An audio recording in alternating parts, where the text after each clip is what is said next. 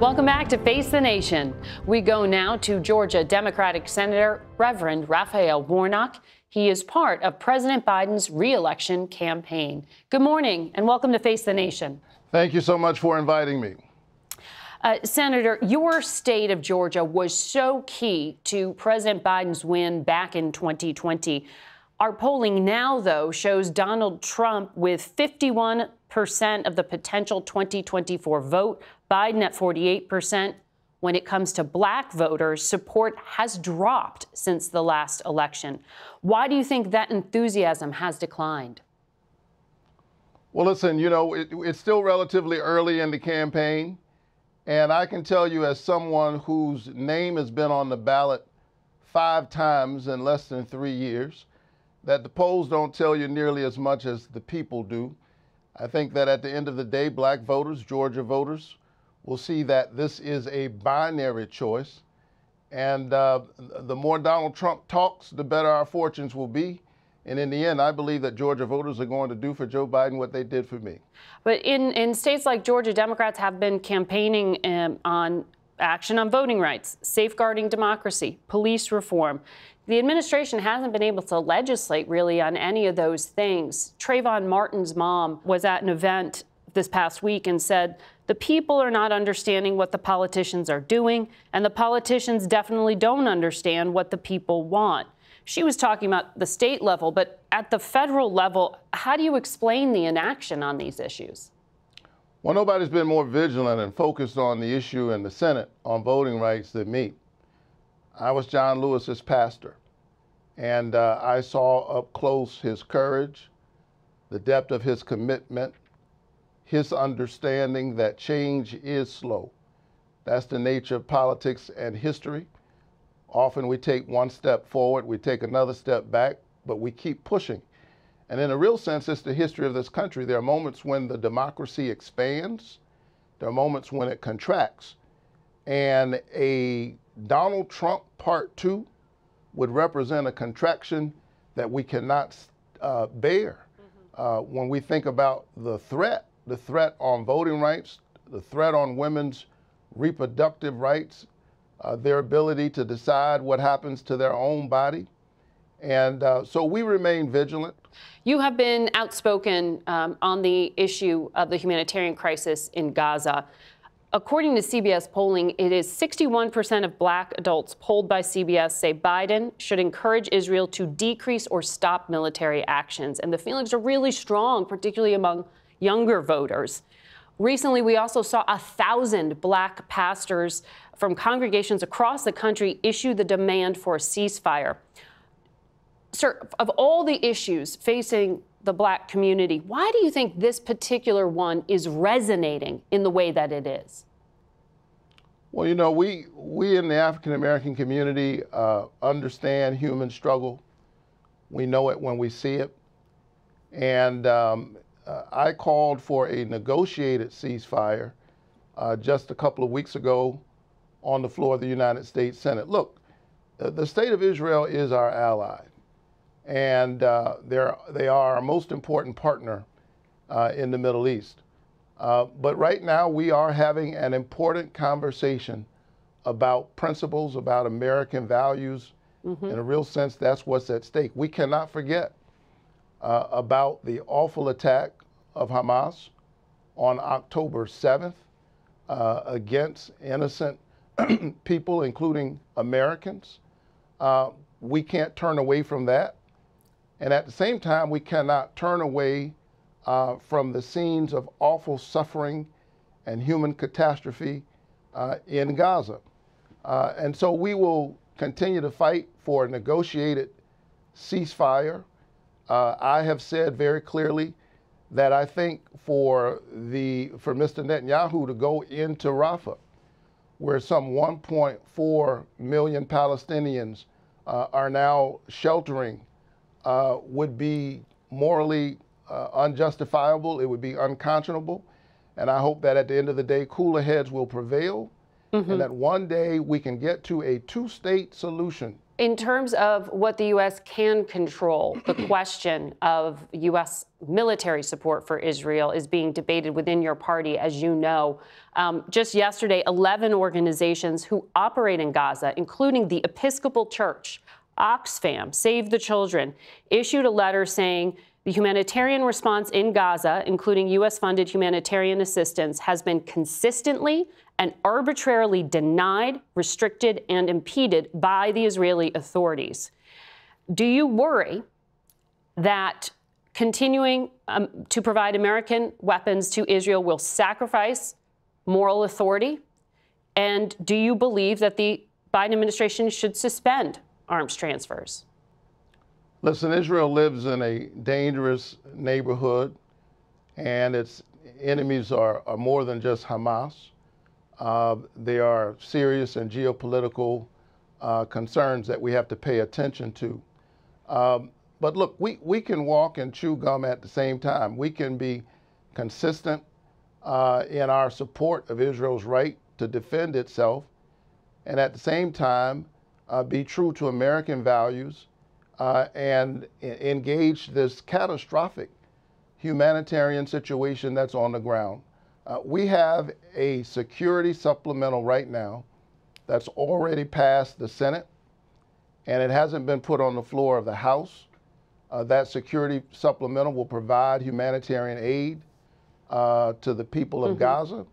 It will support our partners in the Indo-Pacific arena. Yes. And it will also check Russian aggression in Ukraine.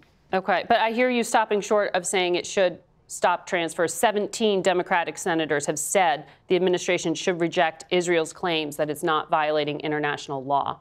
You're not comfortable with that statement? I am saying that we have to continue to engage our partner and to ensure that humanitarian aid gets to the people of Gaza. Yeah. And ultimately, we need a ceasefire. Okay. Sir, I know it is Palm Sunday, and you will be headed to church and to preach today. Thank you for sharing your time this morning with us. We'll be right back. We turn now to the U.S. southern border with Mexico, where the number of border apprehensions ticked up last month, about 16,000 more apprehensions from January. Our immigration and politics reporter Camilo Montoya-Galvez spoke with the chief of Border Patrol, Jason Owens, who says the agency is on track to record over 2 million migrant apprehensions this year, and that most crossings are being aided by a criminal network of smugglers. Are the smugglers setting the rules of engagement here? Yes, they absolutely are. They dictate what the flow is going to look like, and we respond to it. Now, we try and get out in front of it and deny them the ability to use these areas, especially ones that we think are going to be dangerous for us and for the migrants. But at the end of the day, there's over 1,900 miles of border with Mexico. Now, when you talk about 20,000 Border Patrol agents, that sounds like a lot. But when you multiply that by 24 hours a day, 7 days a week, across the entirety of the year, that number starts to dwindle very fast, and that's exactly what they'll do. The tactic is they'll push groups across knowing that we're going to respond from a humanitarian perspective and make sure that they're safe.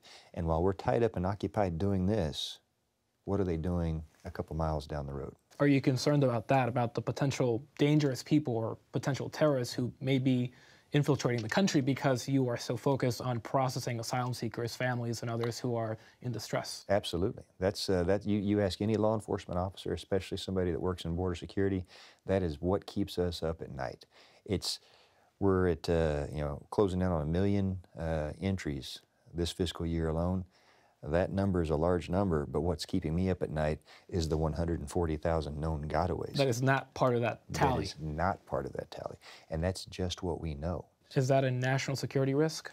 That is a national security threat. Border security is a big piece of national security, and if we don't know who is coming into our country and we don't know what their intent is, that is a threat, and they're exploiting a vulnerability that's on our border right now. You mentioned that there has been a dramatic shift in the demographics along the border. We met migrants from Peru, Ecuador, Nepal, Burkina Faso, Mauritania. How are people from Nepal and Africa coming here? So far this fiscal year alone, we've had people from 160 countries or more come across our border illegally. This is a global issue. We have people literally from all points across the globe making that same journey, and they're using smuggling routes. Every country and every region has smugglers that try and facilitate a pipeline for them to get to where they're going, and they're connected with one another. So they may, if they're coming from Europe or they're coming from Asia, they'll find ways to get to maybe South America, and then from South America they may make their way up through the Darien Gap and make their way up through Central America and ultimately find their way to decision points that take them to different points along our borders depending on what smuggling organization that they're using. But it doesn't matter where they're coming from. Former President Trump has said that we have millions and millions of people coming from jails and prisons. Is that accurate? Millions and millions? I don't know. I don't know what the. I don't know if there other countries are releasing people from jails and those folks that got released are making their way up or not. I don't know what the numbers would be. It's the unknown that scares us. By and large, though, are the vast majority of these folks good people, if you will? Yes, I think they absolutely are by and large good people. I wish they would choose the right way to come into our country and not start off on the wrong foot by breaking our laws. There are still people that we're finding in those groups, though, that have criminal backgrounds, that have been convicted sexual predators, that have been convicted gang members. A very small amount in that population, but they're still there. Most of the folks that we're encountering that are turning themselves in, you know, they're coming across because they're either fleeing terrible conditions or they're economic migrants looking for a better way of life. Doesn't make them bad people. It's just that they're not being respectful of the laws that we've established as a country, and they're actually putting the people in this country in harm's way because they're pulling the border security apparatus off of task. And we're joined now by CBS News immigration and politics reporter Camilo Montoya-Galvez. Great interview, Camilo. It is pretty shocking to hear an official of his level say essentially that the cartels are in charge of the U.S. border. What are the risks that he's referring to here? Well, Margaret, we should point out that at a very basic level, the situation at the U.S.-Mexico border is mainly a humanitarian crisis fueled by record numbers of desperate people who are fleeing desperate circumstances. But what the Border Patrol chief is telling us is that it also has national security implications because he's mainly concerned about the so-called gotaways. These are migrants who are actively trying to evade law enforcement and who are captured on cameras or sensors but are not apprehended for different reasons. And so far this fiscal year, since October, 140,000 people have essentially snuck into the country without being apprehended by Border Patrol along the U.S.-Mexico border. Border Patrol Chief Owens is concerned about their intentions, whether they're criminals, whether they're national security threats. And so that is a national security threat that he is outlining. I do have to underscore, too, that statistics that are available on this do show that most of the migrants encountered by Border Patrol agents are not serious criminals. But again, as you know, it only takes one bad case for this to become a serious challenge for law enforcement. And this is one of the most nuanced and complicated issues, and you were touching on that. But I know you spent a lot of time recently in Texas and Arizona. How prepared are the border communities for the uptick that's expected to happen in the next months? That's right. Well, Margaret, we traveled to the Tucson sector in Arizona, which is now actually the busiest Border Patrol region for migrant crossings. More migrants are crossing in California and Arizona than in Texas, a dramatic shift from last year. And the main shelter system there is telling us that they may have to reject migrants, including families with small children, from Border Patrol because they're running out of federal funds. Even with this government funding that was just approved. Which includes a reduction in funding to shelters and NGOs housing migrants. That was at the request of Republican lawmakers. And even that new funding may not get to these people in time. And so Border Patrol, Margaret, may have to release people into the streets of Tucson. The Border Patrol chief told us that that is a possibility. And so while Washington, Congress, and the White House continue to bicker over this, the communities at the border are bracing for another crisis. And you're getting back to, it's Congress that controls the purse strings and provides the resources, and the president tries to set the policy. I want to ask you about a video that we're going to show to our viewers because it's been widely circulated, and I think it needs some context. What we are seeing here are National Guard forces in uniform trying to prevent migrants who are already on U.S. soil in Texas from being able to claim asylum. What do we need to know about this? Because it's getting very politicized. Well, what we have been told is that a group of several hundred migrants, most of them Venezuelan men, broke through these barriers that the state of Texas has set up near stretches of the border, including in El Paso, to deter illegal crossings. One migrant was arrested for assaulting a National Guard soldier deployed by Texas Governor Greg Abbott. We don't know what prompted this incident and the migrants to do this, but I do have to underscore that the Texas National Guard is there in El Paso and other parts of the border to physically block migrants from being encountered by federal Border Patrol agents. Why? Because Border Patrol agents have a legal obligation to process these migrants if they are physically on American soil, and also to refer them to an asylum hearing if they request humanitarian protection. Texas is trying to actively block that. These migrants were already on U.S. soil because the international boundary there is actually in the middle of the Rio Grande, so they had to be processed under federal law.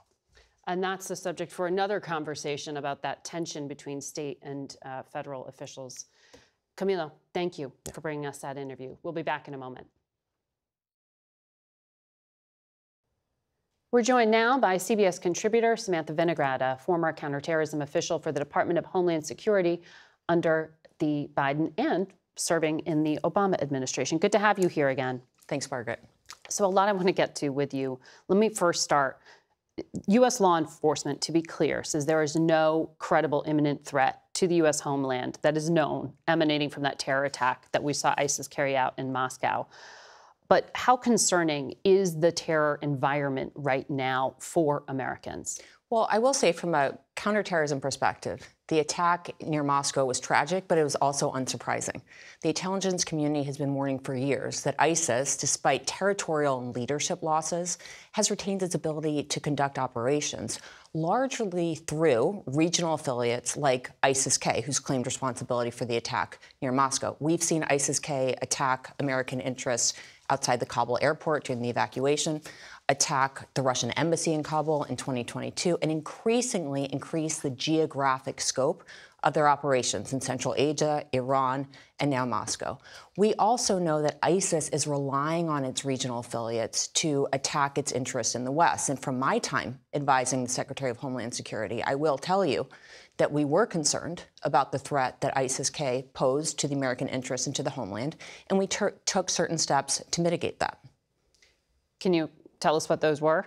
Well, without getting into operational details, the Department of Homeland Security and its intelligence, counterterrorism, and law enforcement partners regularly seeks to get access to the best intelligence possible, and then to use analysis of matters like travel patterns to inform screening and vetting, to inform cooperation with other partners globally, to try to prevent any potential known or suspected terrorists from just entering the hemisphere. And that's really where, Margaret, having adequate resources for screening and vetting, both from an information standpoint and from a personnel standpoint, becomes incredibly critical. And that's where we hear some of the political talking points about the porousness of the southern border and trying to make a connection to a terror threat. We heard from the border chief here, 140,000 known gotaways, but he's worried about what wasn't detected. What is needed to fill these blind spots?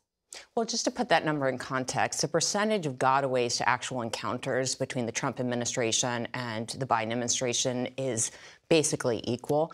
But when we think about terrorist travel to the United States, we're talking about travel via air, maritime travel, and of course, land travel. Now, the federal government has the opportunity to position resources overseas to, again, try to prevent terrorists from even getting on a plane or boat here in the first place. But at the border itself, we have to remember that every migrant being encountered is screened and vetted against terrorism and criminal history data sets. But at the same time, vetting is only as good as the underlying information that a migrant's identifiers are being vetted against. And that's where I am concerned that we're under-resourced. We're under-resourced in terms of having the information available to make really informed vetting decisions. With our withdrawals in Afghanistan and Iraq, we have lost certain intelligence capabilities. Because of other intelligence priorities like great power competition with China and Russia, we have seen a resource shift.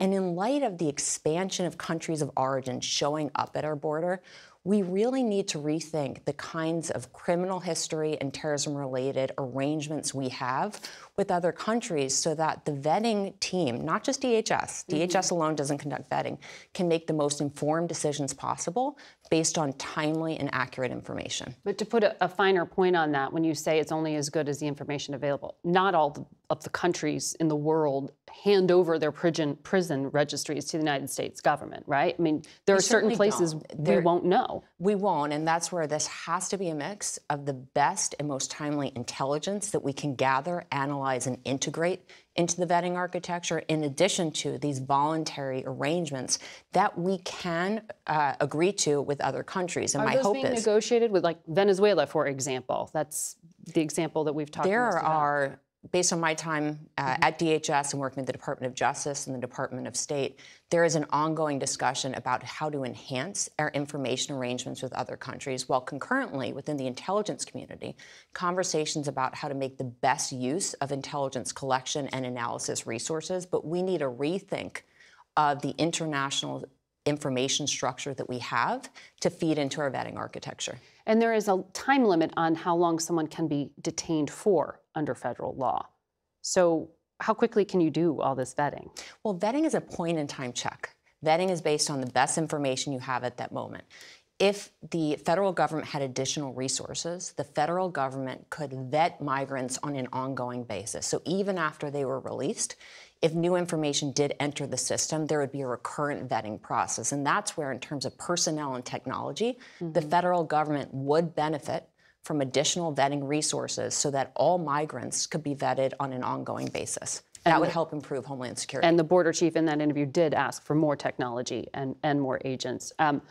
Quickly, in terms of what's happening in Texas, the state of Texas doesn't have all the vetting equipment that you're talking about either, do they? The implementation of SB 4 would be hugely detrimental from a Homeland Security perspective. The vetting architecture that we use at the federal level is incredibly complex and relies on both unclassified and classified data sets. Texas has none of that infrastructure. If Texas detains a migrant, puts them into jail, they could be holding a known or suspected terrorist, a transnational organized criminal, without even knowing and without even having the proper security to ensure that there's not a threat emanating from that individual to the homeland. It would be incredibly catastrophic. Important context. Sam, thank you. Thanks. We'll be right back. That's it for us today. Thank you all for watching. For Face the Nation, I'm Margaret Brennan.